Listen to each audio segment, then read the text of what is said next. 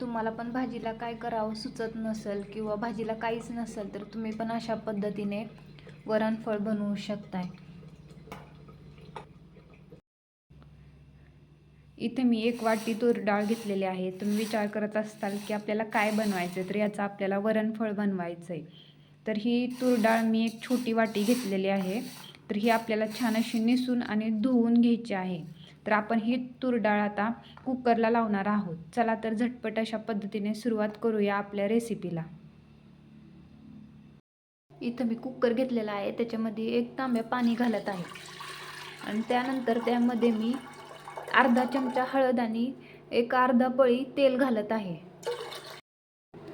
मी अर्धा चमचा हळद घेतलेली आहे आणि इथं अर्धा पळी मी तेल टाकत आहे.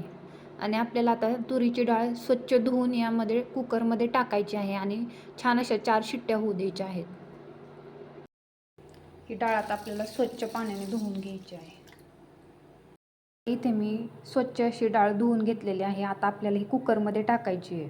ही घरगुती डाळ असल्यामुळे आपल्या साध्या पातेल्यात लवकर शिजत नाही. ज्यांना पित्ताचा त्रास असेल त्यांनी मूग डाळ टाकली तरी पण चालते.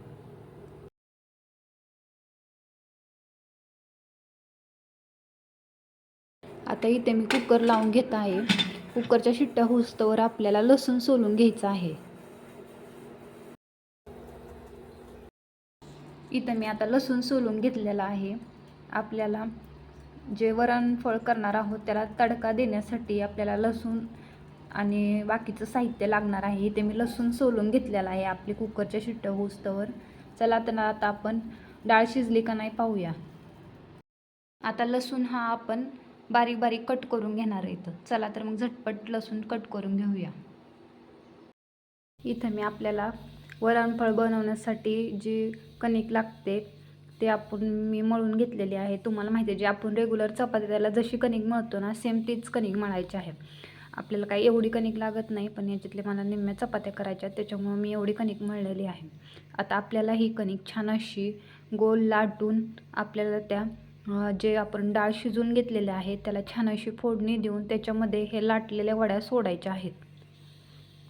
डाळ शिजूस्तर आपण लसूण सोलून घेऊन कट करून ठेवलेला आहे. हे बघा आपली किती छान डाळ शिजली आहे मस्त आहे.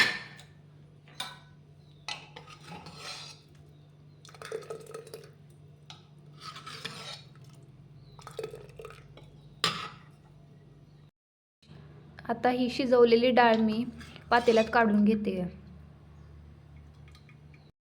मी कुकरमधली सगळी डाळ आता ह्या पातेल्यात ओतून घेतलेली आहे कारण की मी कुकरमध्येच डाळीला फोडणी देणार आहे त्याच्यामुळं. चला तर मग झटपट अशा पद्धतीने आपण सुरुवात करूया आपल्या वरणफळ जे वरण असते त्याला छान असा तडका द्यायला. आता हे वरणफळ आहे ना याच्यामध्ये मी कुठल्याही प्रकारचं तिखट घालणार नाही. जर तुम्हाला आवडत असेल तर तुम्ही लाल मिरची पावडर आणि सवत्या ज्या मिरच्या असतात त्या फोडणीमध्ये टाकल्या तरी चालतात. इथं मी ते जे वरणफळ आहे ना ते फक्त मिठाचं बनवणार आहे.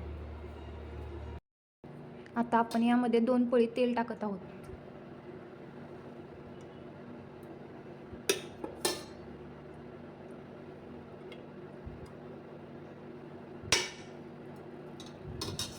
आता तेल गरम झाल्यानंतर ना आपण याच्यामध्ये लसूण टाकणार आहोत. तो छान असा लालसर होईस्तोवर आपल्याला छान असा तळू द्यायचा आहे लसूण.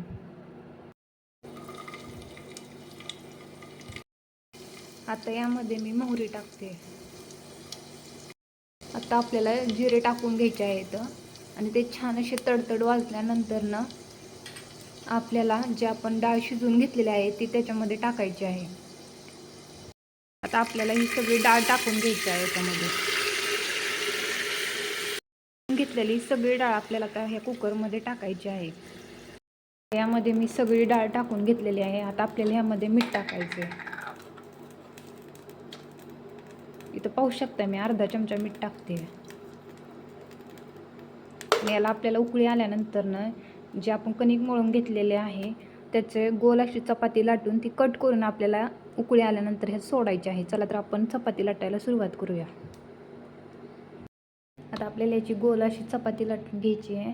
नंतर ना त्या कट करून आपण जे वरण घेतलेलं आहे ना तडका मारून, त्याच्यामध्ये आपल्याला हळूहळू हे सोडायचं आहे. चला तर मग झटपट सुरू करूया आपली चपाती लाटायला.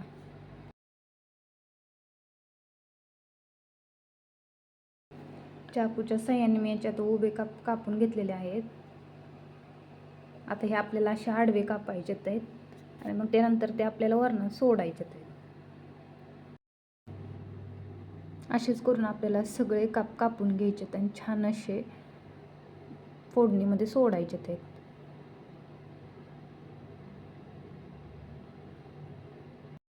हे बघा मी चपाती कट करून घेतलेली आहे. आता हे आपल्याला एक एक करून सोडायचे आहेत सगळे. हे बघा कसे एक एक सुट्ट झालेलं आहे. चला तर आपण वरणात सोडूया. हे एक एक करून आपल्याला हे वरणामध्ये सगळे सोडायचे आहेत.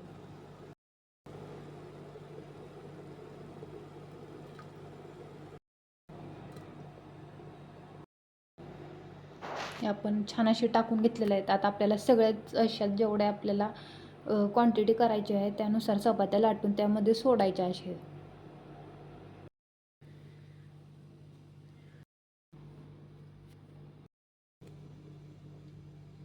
आता मी यामध्ये सगळे कापून घेतलेले आहेत, टाकून घेतलेले आहेत. तर आपल्याला हे 5-10 मिनटात छान असे शिजवून द्यायचे आहेत. त्यानंतर आपल्या वरणफळ तयार होतं आहे डायरेक्ट 5 मिनटानंतरनं.